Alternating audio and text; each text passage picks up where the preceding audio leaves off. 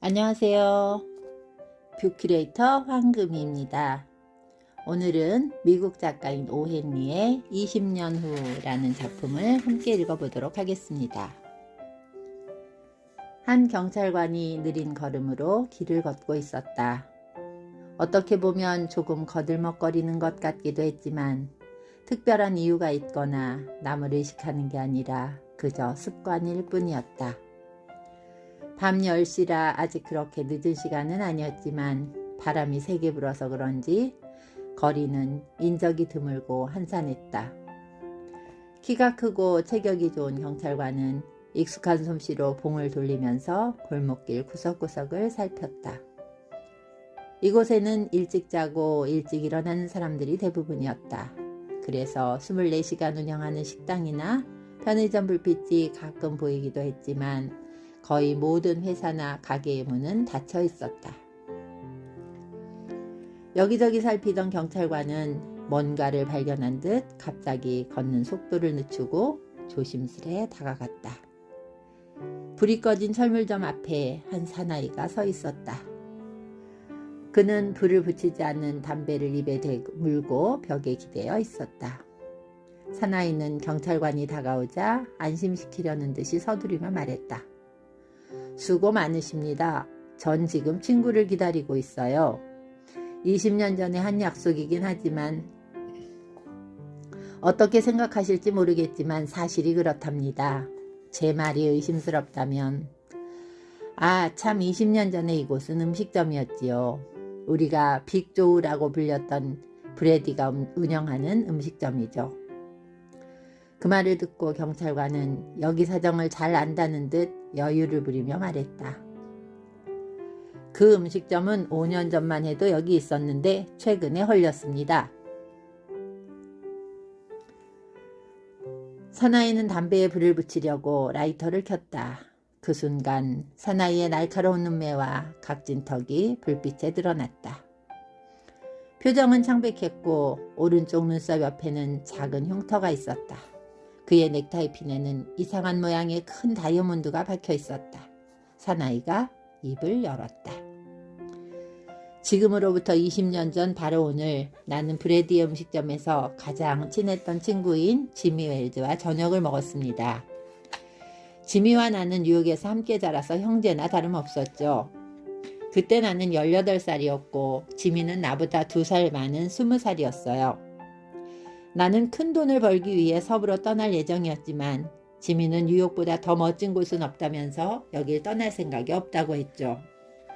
그래서 우리는 그날 밤에 20년 뒤 이 자리에서 꼭 다시 만나자는 약속을 했어요. 서로 어떤 상황이든 어떻게 변해 있든 아무리 멀리 떨어져 있더라도 반드시 만나자는 굳은 약속이었죠. 20년 뒤면 서로 부자가 되거나 높은 지위에 있을 거라는 생각이었어요. 우리가 각자 다른 길을 가더라도 말이죠. 재밌군요. 하지만 20년 후의 약속이라 시간이 너무 긴 것 아닐까요? 그래, 그렇게 헤어진 후에 한 번도 연락은 못했나요? 아니요. 편지를 주고받으면서 한동안 연락을 했죠. 하지만 한두 해가 지나면서 자연스럽게 소식이 끊기더군요. 잘 아시다시피 서부는 매우 복잡한 곳이고 일자리도 너무 많았고 부지런히 돈도 벌어야 해서 그리 된 겁니다. 어찌되었건 지미는 죽지 않았다면 꼭 올 겁니다. 지미는 약속을 잊은 사람이 아니죠. 저도 아주 긴 여행이었지만 친구를 만나려고 1000마일을 달려왔습니다. 그 친구를 만날 수만 있다면 1000마일이 그리 멀진 않죠. 이야기를 하면서 사나이는 뚜껑에 다이아몬드가 박혀있는 고급 시계를 꺼내서 시간을 봤다. 10시 3분 전이군요. 우리가 여기에서 작별 인사를 나눈 게 바로 10시 정각이었지요. 그래, 한미청 크게 잡았나요? 경찰관이 묻자 사나이가 대답했다. 물론이죠. 아마 지미도 성공했을 겁니다. 그 친구는 너무 착한 게 탈이지만 서부에서는 자기 돈을 지키기 위해서 악착같이 싸우며 일해야 하지요. 뉴욕이야 그저 그런 대로 비슷하게 매일 살아가지만 서부에서 살아남으려면 한시도 마음을 놓지 못할 만큼 정신을 바짝 차려야 합니다. 경찰관은 봉을 돌리면서 걸음을 옮기며 말했다. 이제 그만 가봐야겠군요. 그 친구를 꼭 만나길 바래요. 근데 약속 시간에서 얼마나 더 기다릴 거죠? 글쎄요, 한 30분 정도는 더 기다릴 생각입니다. 사람만 있다면 반드시 올 거라 믿습니다. 조심히 가세요, 경감님. 그럼 전 이만.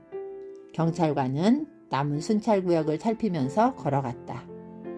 계속 바람이 불더니 차가운 이슬비까지 내리기 시작했다.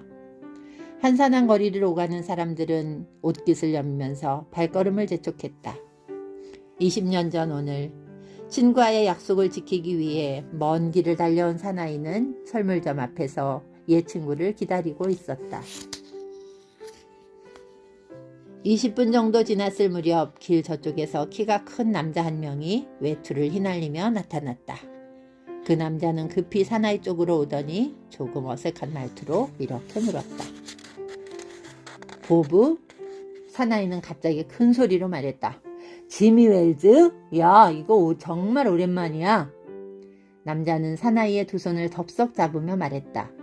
보브 맞지? 틀림없는 보브야. 살아있으면 꼭 다시 만날 줄 알았다니까. 20년이라니 정말 긴 세월이군. 옛날 그 식당은 없어졌어. 있었더라면 같이 저녁도 먹고 좋을 텐데. 그런데 서부는 어땠어? 사나이가 말했다.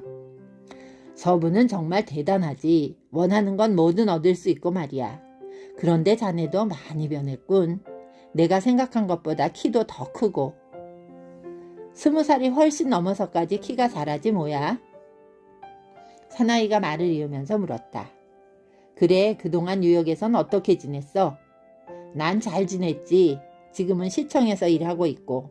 자, 친구, 우리 자리를 옮겨서 천천히 옛날 얘기나 나누자고. 두 사람은 함께 길을 걸었다.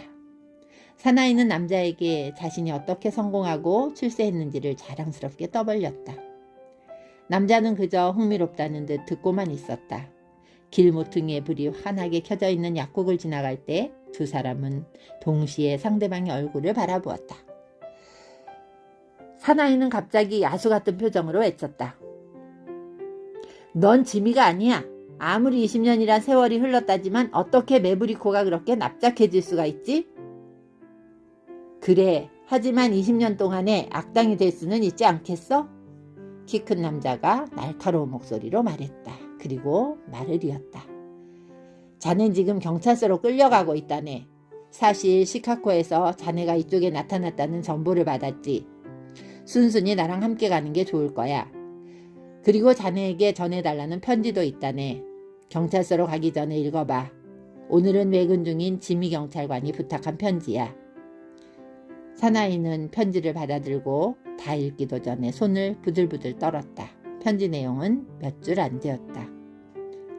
보브, 나는 우리가 약속한 날 그 시간에 거기에 갔었네.